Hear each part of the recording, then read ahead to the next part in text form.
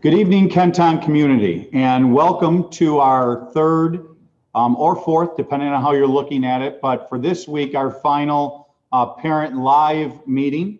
Let's just recap where we've been for the past week. Last week, actually, it was exactly a week ago that we held our first forum like this, and we discussed our Kenton Virtual Learning Academy. We also know that a couple weeks ago, our governor came on and explained to the communities that we're required to have some parent meetings to inform the public. We're required to have a teacher meeting. Let me be very clear tonight in our final parent meeting of this week. It may be the final of the required that the governor announced. But neither of those objectives of teacher meetings or parent meetings are going to be final with this week. We are going to continue. We will be announcing more meetings as this, not only the next 2 weeks before school proceed and progress, but also as the entire school year goes on. So please stay tuned. We'll keep you updated also in the Kenton Weekly Connection. I also want to say that please pay close attention to our Kenton Weekly Connection tomorrow evening. As promised, we will make our final announcement with the reopening of school, at least for September, and give parents a blueprint of what they can look into these first several weeks of school.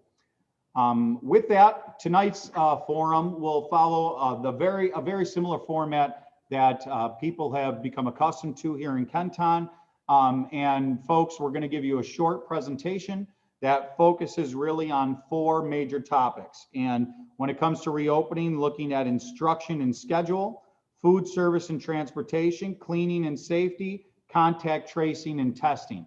So we'll have various people from our departments that are doing that presentation. Simultaneously, you can ask questions, and those questions right through YouTube Live.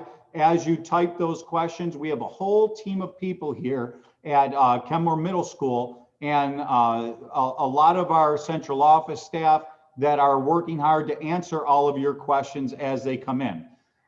So after that presentation, then what I'll do is I'll pull some of those questions, only some of them, that we'll answer and we'll discuss live. I'll go into a little bit deeper explanation on those questions with some answers. We really appreciate all of your patience, but most importantly, we appreciate your feedback. We appreciate your questions because your questions are informing our decision making as well. And when we get to that question and answer section, we'll take those sections and break them down into about 5 to 10 minute chunks, and we'll only discuss those specific topics at that time live. So without hesitation, without further ado, I want to move on to our presentation, and I call first, actually, I'm going to share my screen before Mr. Muscarella comes up so that everyone can see the presentation. And there, now we are looking at it and we are ready, and I'm going to call Mr. Muscarella up to the camera at this time.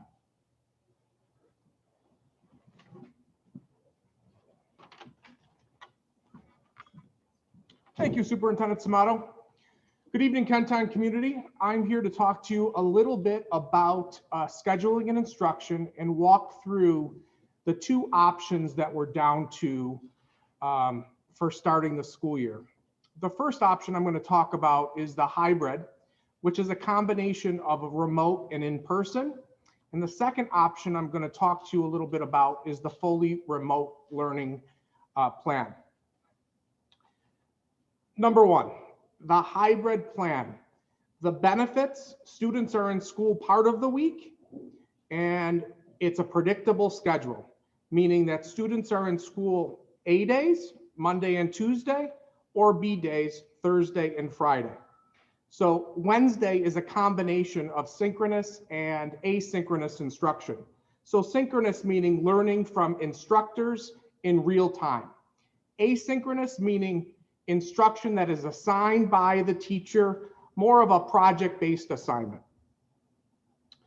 On the 3 days they are not in school, they will be given assignments to carry through using Google Classroom or Canvas. Based on your feedback, based on our learning experience, we have chosen those 2 platforms to be used throughout our district K-12. So no matter what grade level your student is in, they will be using Google Classroom or Canvas as their learning platform. We have really looked into providing flexibility, especially for students. If you have a household with multiple children, having some flexibility in when those assignments are actually completed. We understand this is a difficult situation for all. We have various childcare needs. We're trying to be as flexible as possible as we develop these schedules. The second learning model that I'm going to talk to you about is the fully remote learning. The benefit of that model from the instructional perspective is they have more contact time with the teacher. They have 4 to 5 opportunities, days during the week to be able to connect with teachers for that synchronous, that live instruction from a classroom teacher. The challenge, kids are at home. We know childcare is an issue. We understand that. We're all going through it with you, alongside you. How does the schedule look like in this model? K-12 will run on a modified schedule period, meaning that there's multiple opportunities for in-person meeting, synchronous instruction throughout the week. Flexible learning for K-4. We understand the screen time concerns in kindergarten through 4th grade. In a remote model, there's contact time with the teacher in the morning, and asynchronous, meaning total flexibility of when those assignments can be completed in the afternoons. As needed in grades 5 through 12, there'll be multiple opportunities for small group conferencing and office hours with teachers, for parents and for students. In both of these models, instruction is anchored in the New York State educational requirements. Those requirements haven't changed. The challenge is teaching in both of these models.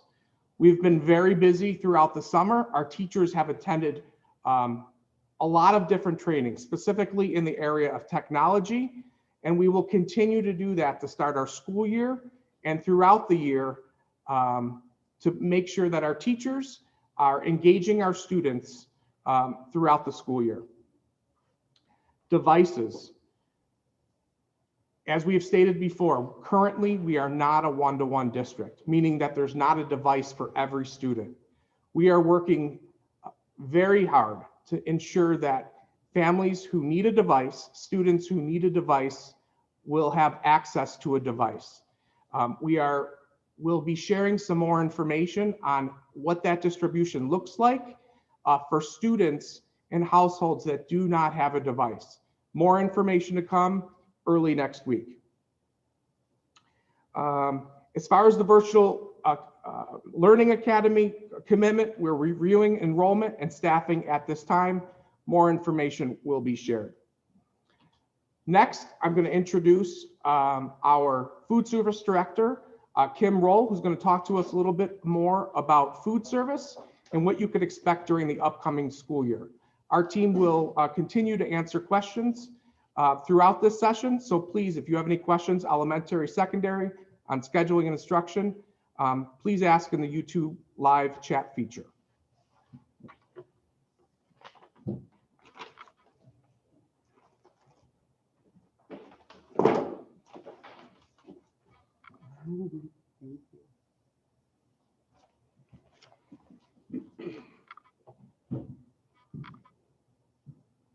So good evening. I'm going to just explain a little bit of what breakfast and lunch will look like this school year, or at least for the beginning of the school year. So the elementary students' meals will be delivered to the classroom, both breakfast and lunch.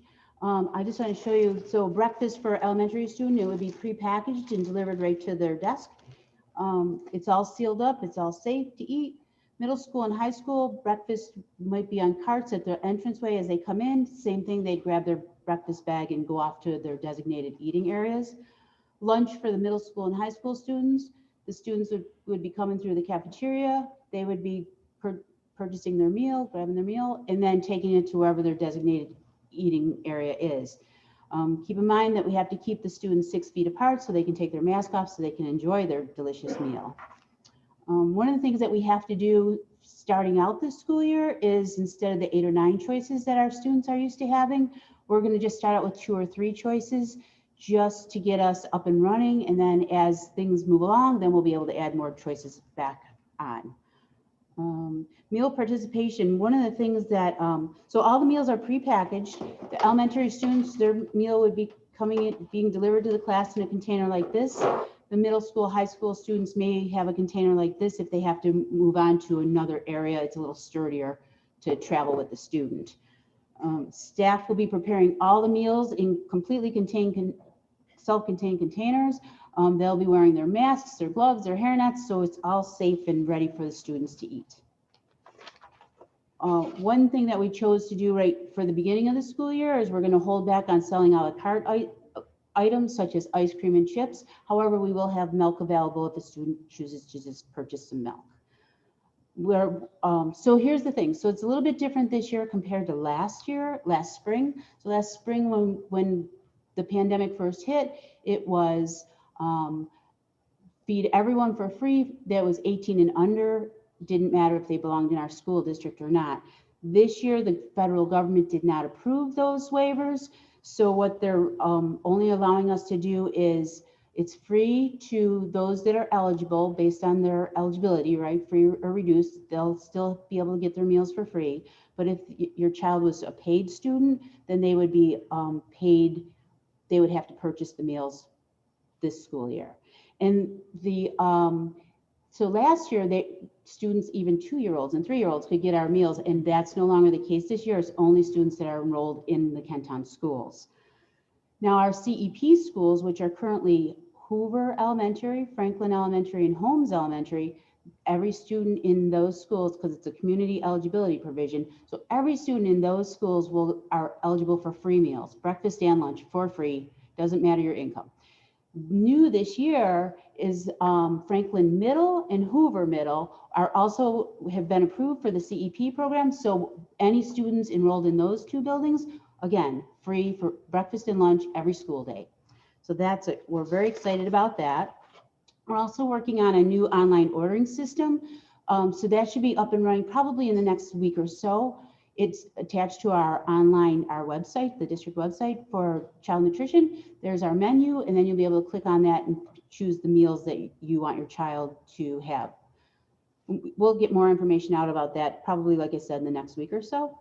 One of the great things, though, is this new online ordering system will address any concerns with food allergies or food sensitivities.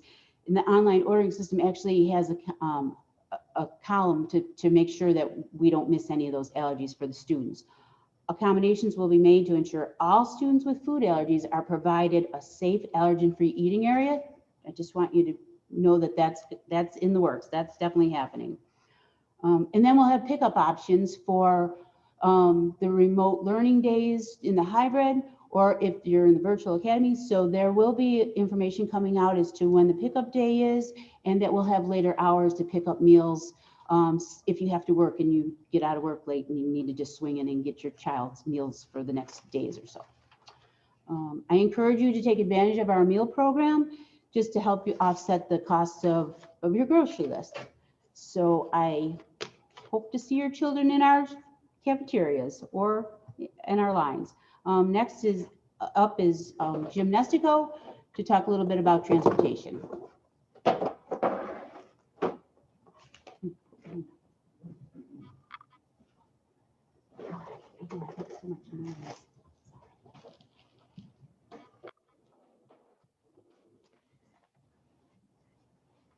Good evening, everybody. My name is Jim Nestico. I'm the transportation supervisor for the Kenton School District here.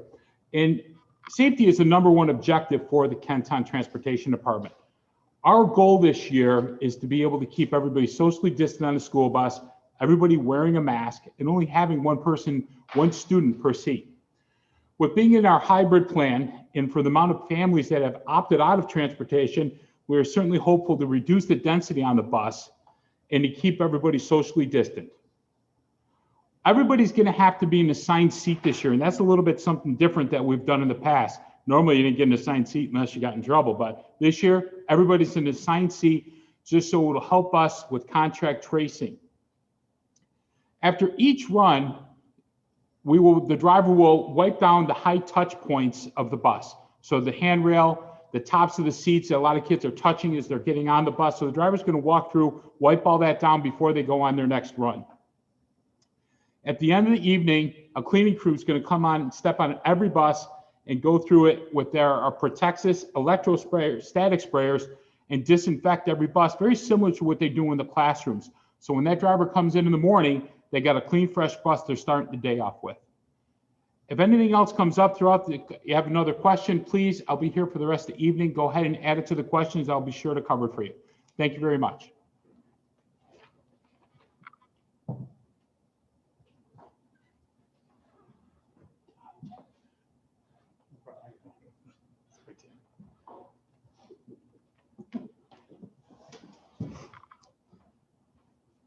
I did.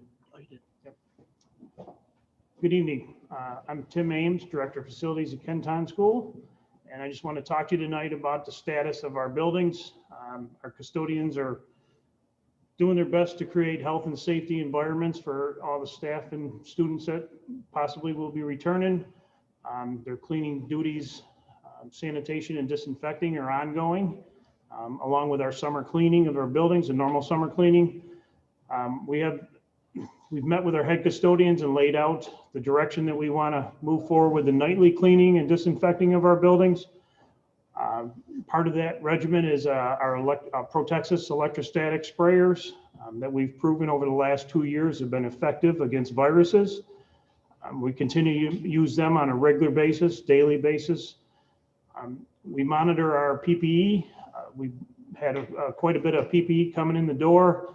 We're still waiting on some vendors to supply us with the balance, but we might monitor that daily. We continue to work with our engineers, focusing on our air circulation in our buildings, changing gears a little bit on the direction of the bipolar ionization that the road we were going down. We changed that once SED made that non-permittable. But we're still working on filtration and air quality in our buildings with the engineers. Our temperature scanners have arrived. We had a meeting today to discuss locations in the buildings. Kenmore West, Kenmore East, Franklin, and Hoover are receiving 4 thermal imaging cameras at four different entrances per building, and the elementary schools will be receiving 2 thermal imaging cameras for 2 locations in their entrances. We're setting up the classrooms for the social distancing.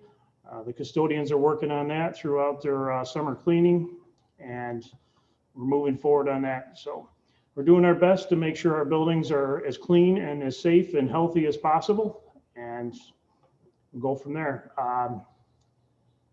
Next, I want to introduce Mr. Jeffrey Richards, Assistant Superintendent of Human Resources.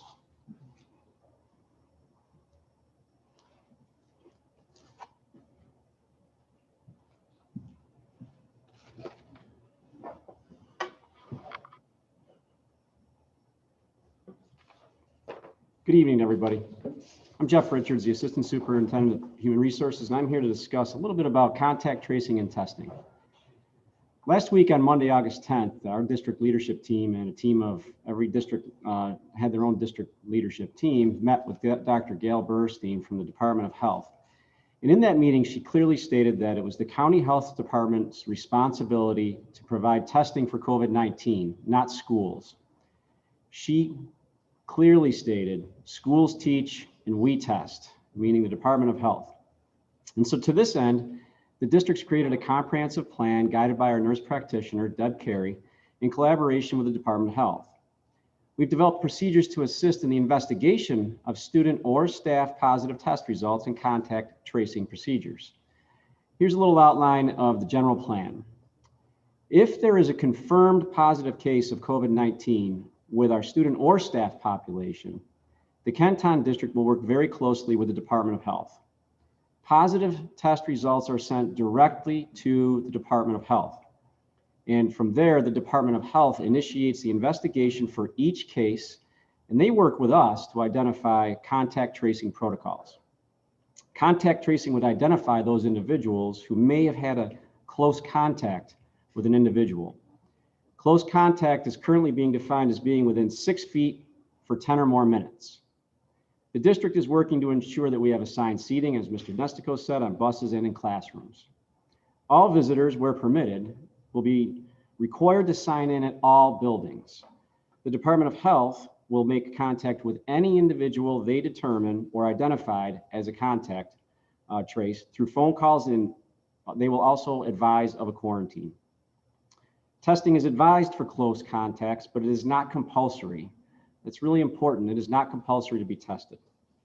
If a student or staff member tests positive for COVID-19, they cannot return for a minimum of 10 days following the onset of symptoms, which includes at least 3 days without a fever, which in this case is defined as below 100 degrees Fahrenheit. The return of the student or staff member would be a joint effort and decision of the Department of Health and the district, and each case is very fact specific. If a student or staff member is exhibiting symptoms of COVID-19 upon their arrival or during the day, they will be sent to a room and evaluated. They'll be isolated from the general population, assessed by one of our school nurses, and sent home if they exhibit symptoms of COVID-19. Instructions will follow that state that the student or staff could return to school with a note from their physician stating one of the following: they're diagnosed with something other than COVID-19, or they have a negative COVID-19 test result, or they may return after they've stayed home for at least 10 days from the onset of these symptoms. Now, some students suffer from conditions that resemble COVID-19 symptoms like seasonal allergies and asthma. In order to reduce the number of students who may be isolated due to pre-existing conditions that prevent similarly to COVID-related symptoms, we will accept notes from a doctor indicating the condition in advance. These should be sent directly to the nurse of the school in which your child will attend this year. Importantly, all students will be continued to be monitored for symptoms based on CDC guidelines with or without that note.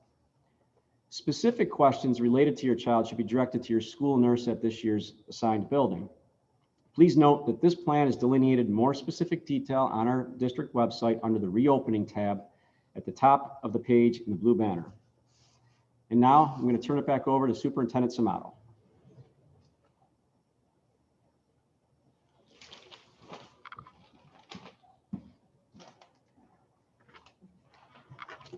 Okay, thank you, Mr. Richards.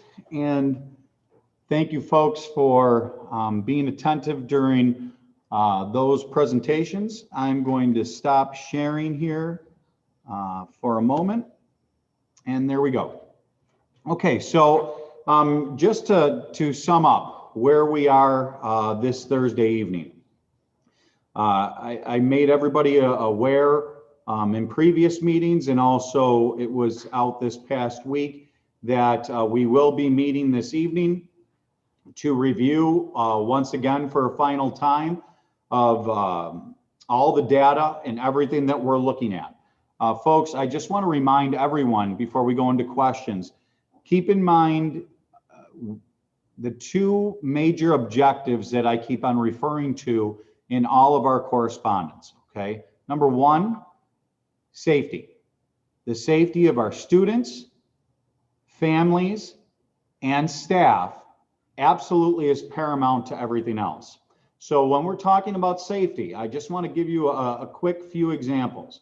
We're not only speaking about procedures, we're not only speaking of infection rates locally or even statewide, we're looking at all of the safety that goes into running a school during this circumstance. Now, COVID presents its own set of obstacles. We know, especially for our families that have had children already in grade levels, and maybe you have a child in high school, so you've gone through all of your elementary and middle grades, or you have multiple children and you've experienced beginning startups during September before. I can tell you as an educator, beginning startups outside of the realm of COVID are always challenging, because safety for all of our teachers, for all of our administrators, is the number one priority. It always has and it always will be. The problem presented with COVID is not just about infection, but it's about how do we continue to ensure safety in our classrooms. Now, we know the guidance, and we know that the guidance is clear that masks must remain on during the entire day, that mask breaks, we put that in our plan, will be provided. We know about the social distancing and what is necessary and required. But there's also a lot more that goes into this. Everything from sanitizer, everything from cleaning classrooms to then how we circulate air throughout our buildings. So when we say we're looking at the data, we're not just looking at suggestions or what we see out in the public. Of course, that is, those all play a role in all the data that we're looking at. But when I'm explaining about drilling down the data, these are the things that we're looking at. School by school, that these circumstances are safe for our kids, our families, and our staff. And I just want to comment one more time about our staff. Ladies and gentlemen, you've heard me say it over and over again, and I know that I have a lot to learn about Kenton. Remember, I'm originally from Kenton, and we have a tradition of really taking our education seriously, and our staff being very dedicated, beyond going above and beyond, doing, I like to say, doing whatever it takes to make sure that we're doing the best by children. But I can tell you this staff, I even met with some of our teachers today, our teacher leadership, our administrative leadership, absolutely your children are at the forefront. And sure, without lying, we're all worried about our circumstances under COVID. We're all worried about our families. We're all worried about our own personal welfare and well-being. That's human to be that way. But our staff is second to none in making sure that we're looking at everything that's safe for students. And I just want to reassure the community how impressed I am by what is at the forefront. Our Board of Education is extremely focused on learning and making sure that we are proceeding correctly for our students. It is a very focused community here in Kenton. So just as a sidebar, as your superintendent in these early stages, it is very impressive to see how this community works. Going to move on now, I want to get to some questions, and we're going to spend a little bit of a shorter amount of time this evening on questions because we do still have some other meetings this evening. I just want to reiterate, for those of you who don't stay with us for the rest of this broadcast, remember that tomorrow afternoon, the video that I release and the weekly connection that I release will explicitly discuss not only the plan for reopening and how we're progressing, but it will also include timelines and benchmarks during reopening. So it's very important that you're not only reading, but watching that video. And once again, thank you for your patience. So to the questions, instruction and schedule. Here's a question: how will the groups be split? So the answer, in a hybrid scenario, groups will be split by household. So students in the same family would attend school on the same days. Families will be able to log into the parent portal to learn what cohort they are assigned to during the week of August 24th. Now, to follow up on this question, I want to provide a little bit more detail. So another question came up as a follow-up to this. It said, okay, so Samato, what if we go into a remote? Are we still going to be looking at the separations of A and B? And the answer is yes. It would not affect us immediately in the remote, but we still want to have that work done in the event that we're ready for all options. Remember the point of these plans. When we first started this work way long ago, it was absolutely that we had to be ready for three scenarios: fully in person, fully remote, and hybrid. Our point is we're going to be ready to move to any of those three, and our plan and our procedures must reflect that. So yes, we would still be moving forward with that A and B grouping, and yes, we will group by household, and yes, of course, If we miss something, a parent can contact us and say, hey, there might be a mistake here. We have a great team that's really working around the clock to make sure that that is done to the best of our abilities and that it's accurate. Next question. Will the difference between the virtual, what will be the difference between the virtual academy and remote learning? Answer. The virtual academy, which is still in the process of being developed, would be similar to fully remote learning. You could find out more information on what remote learning would consist of in the remote learning plan, which you can find on the schools or on school reopening section of our website. So folks, let's just be clear about this. Remember what our two objectives are. We talked about safety, but also we're looking at the best educational model possible given the circumstances of COVID and where we are. Now, when I'm talking about that second objective, I want to be clear. We'll also look at things like transportation. Our transportation is looking pretty good right now. We have wonderful things going on and wonderful people that are at the helm that are doing their best to make sure that things are routed. We'll look at PPE.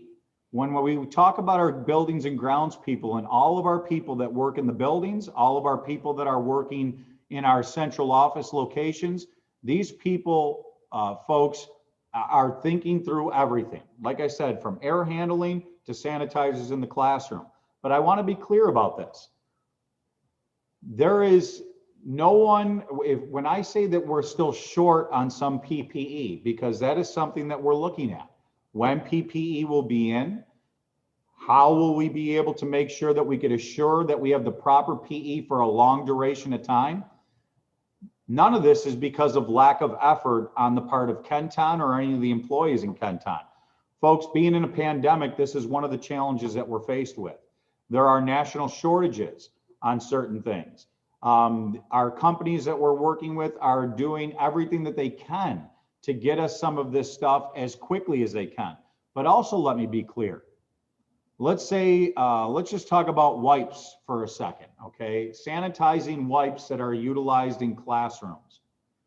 There's a big difference between me being able to look at the community and say to the community, we have enough sanitizing wipes to open school. It's also a much bigger difference to be able to say, we have enough sanitizing wipes in order to sustain for a duration of time. That's some of the challenges that we're facing. That's just one, for example, okay, because of the amount of supply. And when we're talking about safety in the long term of safety, especially since we've never run a model like this before, we have to look at what we can offer for a prolonged amount of time. And I'm not talking about 6 months, but we do have to look at something longer than a week or a couple weeks or a couple days. To make sure, because we can't start off in a model and then send people back again within a week's time and do that to families either. Families need to plan and prepare. We understand what you're going through. So this is data that we look at. I can't always trust also if a company is saying to me, well, you'll have it by August 31st. I can't bet on the safety of our students and staff because somebody tells me that we may have something by August 31st. In hand means that it's here. In hand means that our people can go to work, whether it is installing, whether it is dispersing, whether it is planning and preparing. That's what preparation, that's what that data looks like. So please understand that when we're saying that we're looking at this further and further, this is why it does take so long, and we have to look at the specifics of each piece of that PPE that will be necessary for our schools. Last question under this section. Will students be required to log in on the remote learning days at a specific time? How will this work for working parents? Answer. In a fully remote model, the challenge for school districts is to replicate in-person attendance with students learning at home. We have developed a modified period schedule for the remote learning model. There will be real-time tasks and independent tasks with due dates. In a hybrid model, students will not follow a schedule on their remote learning days since the teacher will be teaching a different group of students. So there's pluses and minuses to all of these. And I'll give you a real challenge. It's even more challenging when a family is facing exactly what this family stated and then has multiple students in the household. So now, not only are we worried about mom and dad because mom and dad have to sustain the family, but we're also worried about that a little one needs to be on for synchronous learning at the same time that an older one needs to be on for synchronous learning. We understand in those models, and we're continuing to work on the logistics of that. Synchronous is absolutely the best that we can offer in any remote option because it keeps the teachers with the students more regularly. We heard all of the concerns from what happened in the spring, that there was not enough synchronous learning. Students were lost, parents were lost at times. Now, this wasn't all the time. This might not have even been the norm. It was the challenge that all districts faced. And I promise you, our teachers worked and tried the darndest to make sure that they were getting everything the best that they can. But we also have to take from what we learned in the spring and apply and be better at what we can do this fall in either one of those options. And we're going to continue to work with teachers to make sure that that's the case.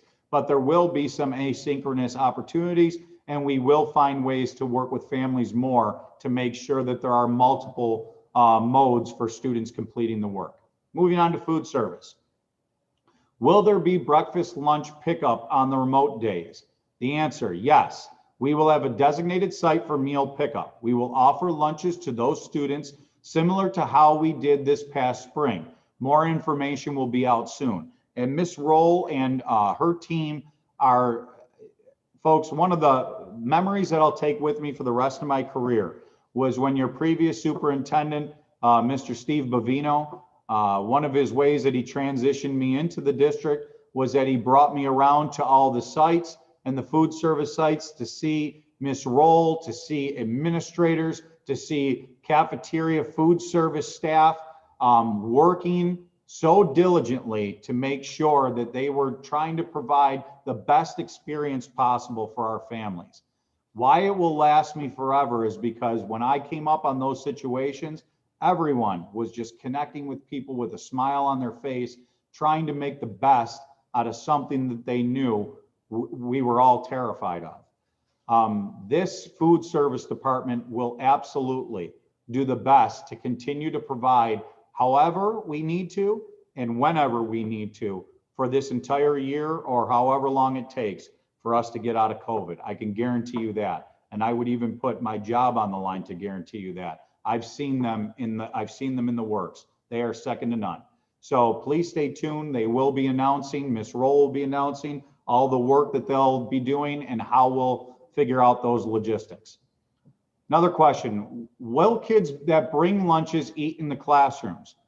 Answer, students in elementary schools will eat lunch in their classrooms because the lunchrooms are not big enough to facilitate social distancing.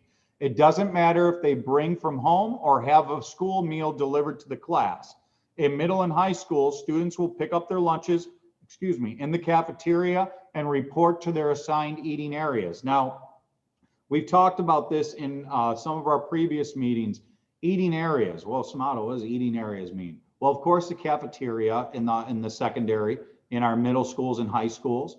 But also because we have to social distance, we're also finding other areas in the schools, in all the schools where children can eat. Because children, as I said yesterday, very difficult to eat when you're like this. But we have to make sure that we're meeting the requirements of social distancing so they can take that mask off and have a moment to actually eat their lunch and digest their lunch and enjoy their lunch. Doesn't mean that it's going to be easy, because it's not going to be easy. But that is the objective. In the classroom in the elementaries, because the kiddos are there for the entire, well, mostly the entire day, they're staying together. It's easier to do that because the kids are already social distant. So more to come as we learn and we go through that, ladies and gentlemen. Sometimes, I'm not going to lie to you, as much as things can look great on paper, some of this is the learning is going to be in the doing. And that is, I'm not trying to say that to put anything off.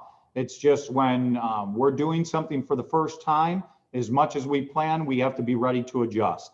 And that's how all of our administrators and teachers are viewing this moving forward. So thank you for your patience with it.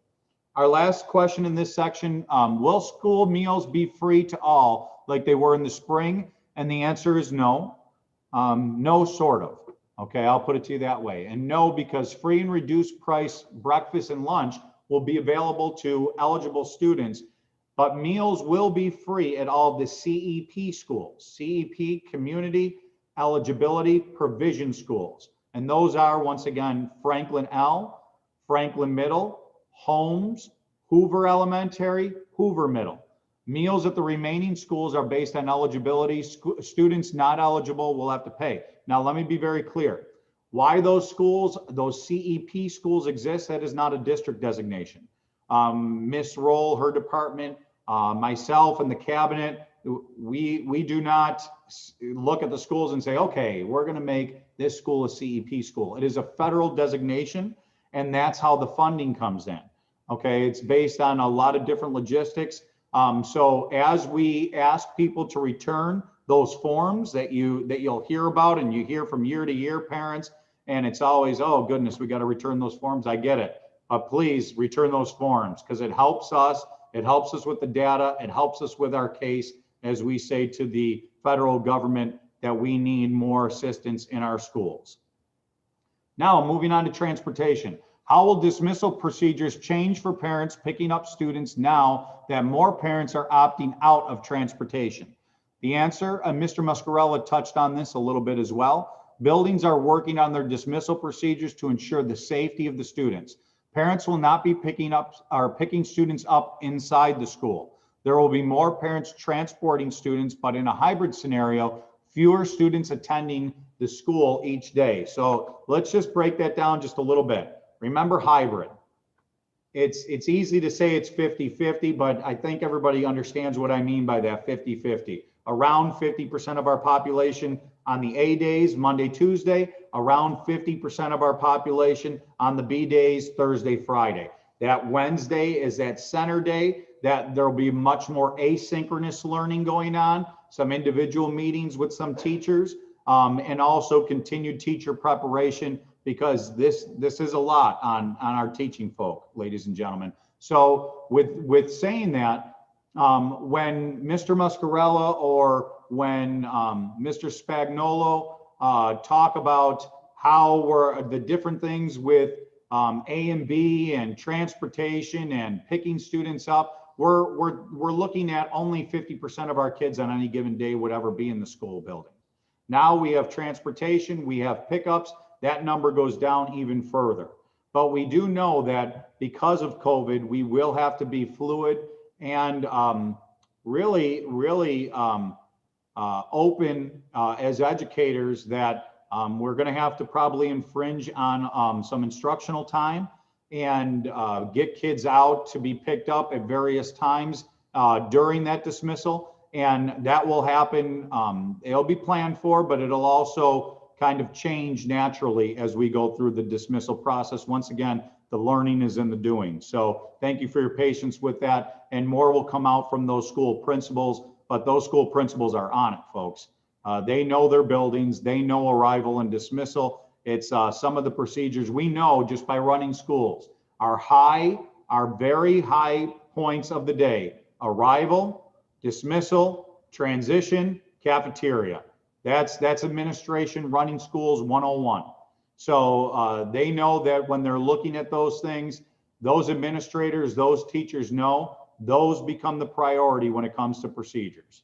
So we'll call them the two P's, the priority for procedure. So that's what they're looking at. Last question on this section: how will drop off at the high schools work? This is a great question.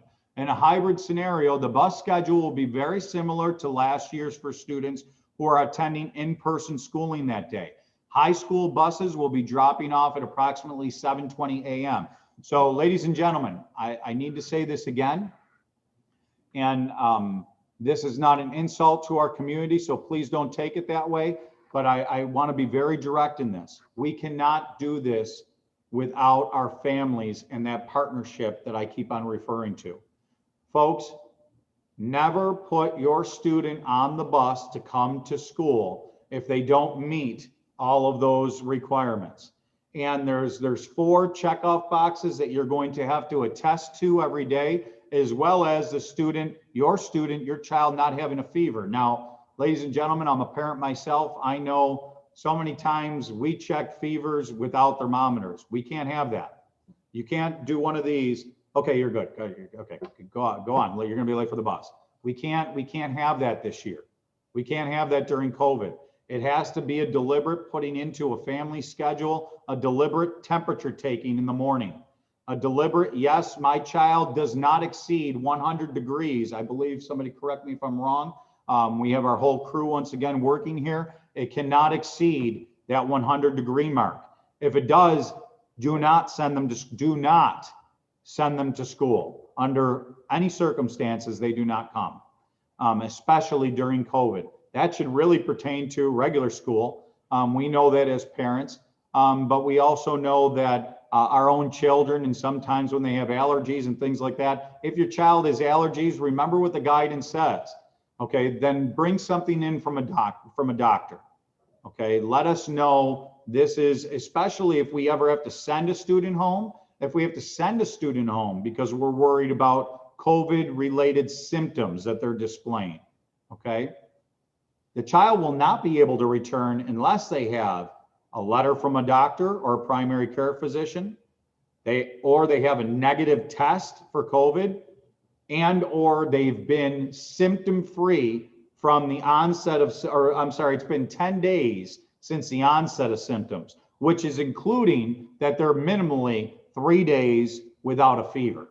So there's a lot that goes into this, ladies and gentlemen. Please make sure that you're on top of it as a family, even with your little ones.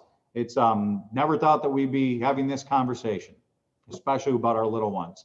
But nonetheless, it is the most necessary part of our procedures, the priority for the procedures. Cleaning and safety. Will students be required to wear masks while seated at their desk if there is a return in person? If yes, this is still part of the question, is there a reason desks cannot be spaced at least 6 feet apart or barriers could be used? So here's the answer.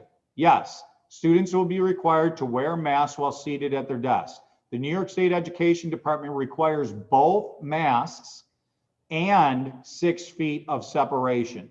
We are working to install polycarbonate barriers in some classrooms. So polycarbonate, non-flammable, almost like plexiglass, but not plexiglass, higher grade, non-flammable. They meet the requirements by New York State Education Department and Fire Code. That's why we use polycarbonate.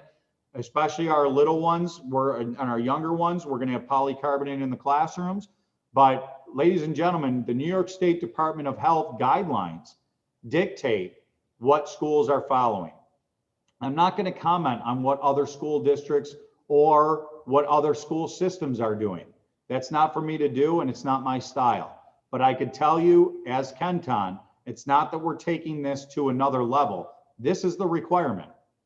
We have the requirement, masks and social distancing. Can there be mask breaks? Yes, and we are going to schedule mask breaks into the day. All teachers will work on that and continue to work on that. Will they remove masks and be minimally 6 feet apart during cafeteria times? Yes, they'll be able to remove so that they can eat.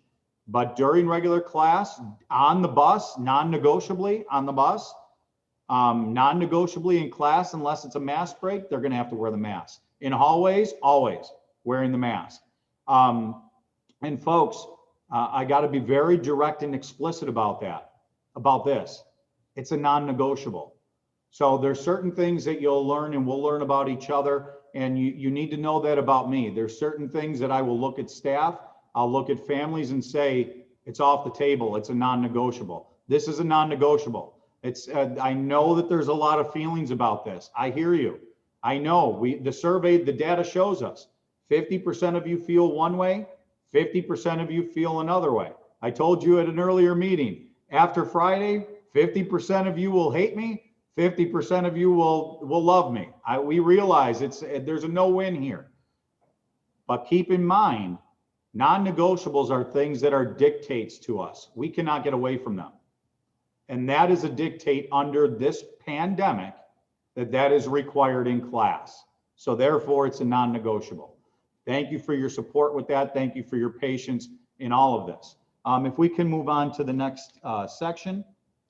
Contact tracing and testing is where we'll finish off for tonight. Here is a question. I know that there is a protocol for a positive case. Will parents have a letter sent home to notify us? Oh, this is a great question.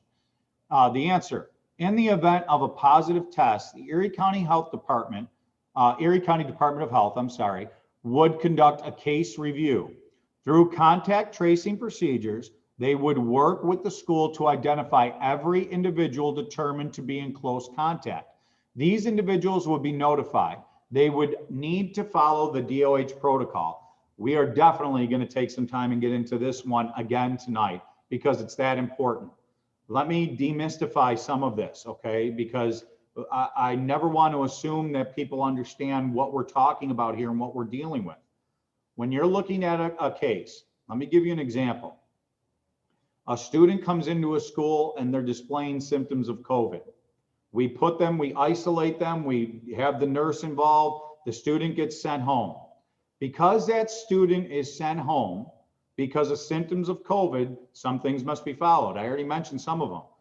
They cannot return unless they have a note from the provider, like let's say their healthcare provider says, this is their seasonal allergies, why they were displaying these symptoms. Because it's, folks, it's very confusing. We're not medical professionals, and a lot of things can look like COVID symptoms. A lot of things can look like flu symptoms. A lot of things can look like hay fever. It's confusing.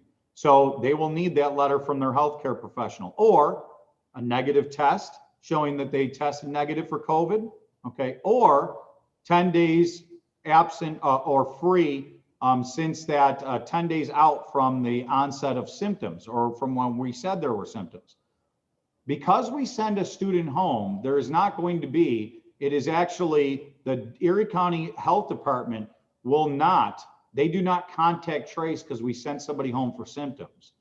They will contact trace when there's a confirmed positive case. It's the same thing that they do now in our society. They're working day and night to do this. Is it a challenge? Yes. Is it one of those pieces of data that we consider when we're talking about opening schools? You better believe it. And what they'll do is once there's a positive case, they'll work with the principal, who's a point person in each building, and they'll have to contact trace where that kiddo was. Now, folks, I also have to be very honest with you. There's a component of this that we can't forget, that we're talking about children. We're talking about children.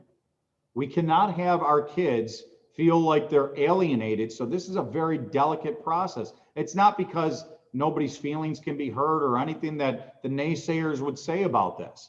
It's because we are working with children. We are working with professional staff.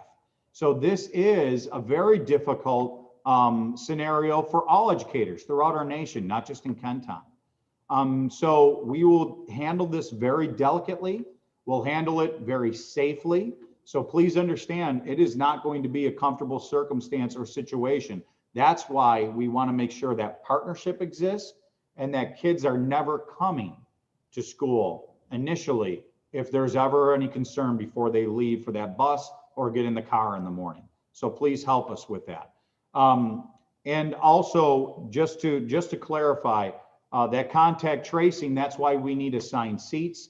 That's why we need to know paths of travel. That's why we're not going to be able to tolerate from students, I don't want to sit there today.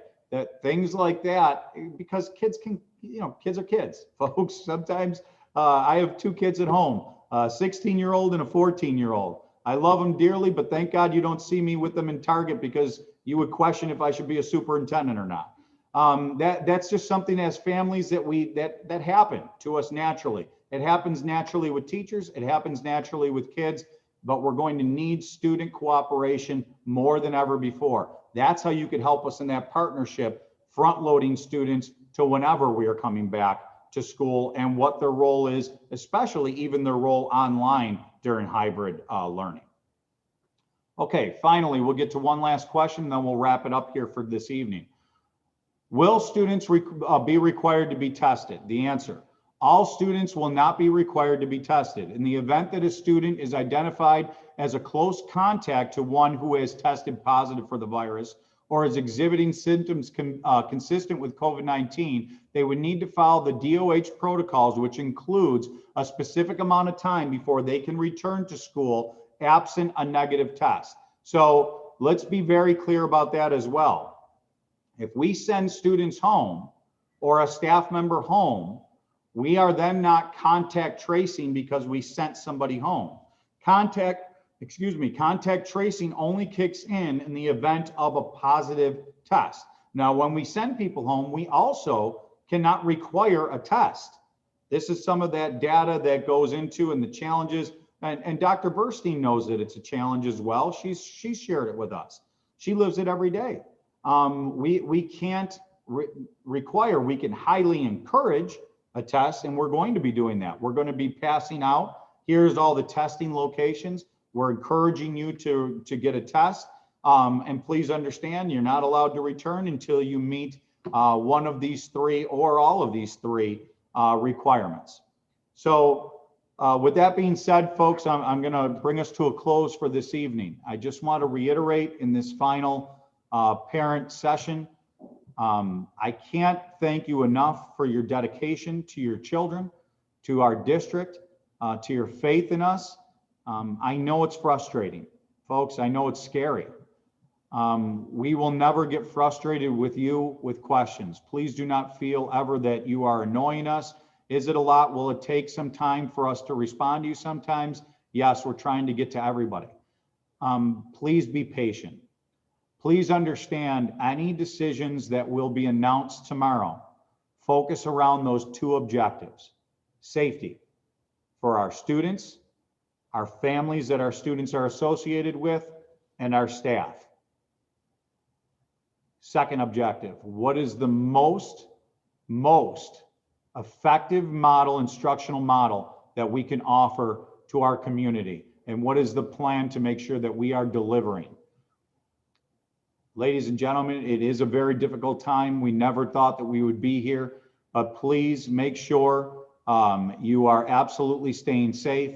Please take all of this seriously. We are in good shape right now as a state. New York State, we hear our governor all the time, but we are still in a pandemic. As I walk through the neighborhoods and looking throughout the neighborhoods, I see school-age children and they need to socialize with their friends. But please also encourage them even during that time. They should be social distancing. They have to take this very seriously. They have to maintain safety and keep everybody close. Remember, we are Kenton strong, we are Kenton proud, and thank you for helping us be Kenton moving forward. Have a great evening.